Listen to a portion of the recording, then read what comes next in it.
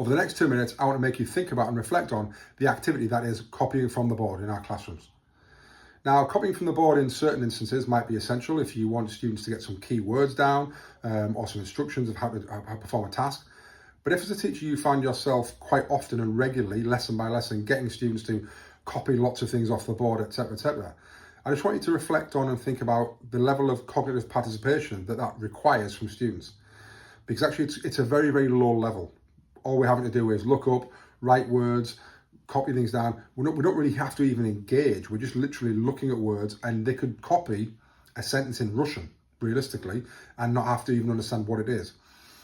And what that also leads to is books that might look really nice and they all look consistent and they've got all the right things down. But actually, how much have they learned from that?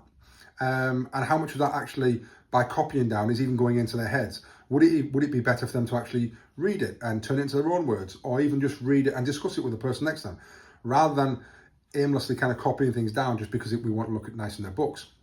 So I want you to think about the level of participation rate that requires, and how could you do that in a different way? Might there be some information that you've already got printed that they can stick in their book, that they don't have to then spend time copying things down, because just because they're copying it down doesn't mean they're going to know it. Let's already have that pre-printed.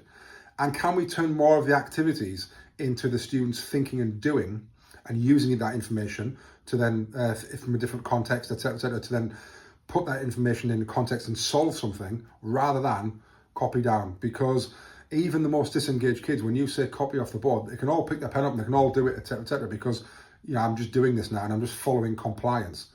But does that lead to real engagement? So next time you're thinking about that, is it necessary? Could it be done in a different way? And if I'm having to do that quite a lot, actually, am I really getting my students to engage and use their brains, or is it just one of the lower levels of cognitive demands that I'm placing upon them?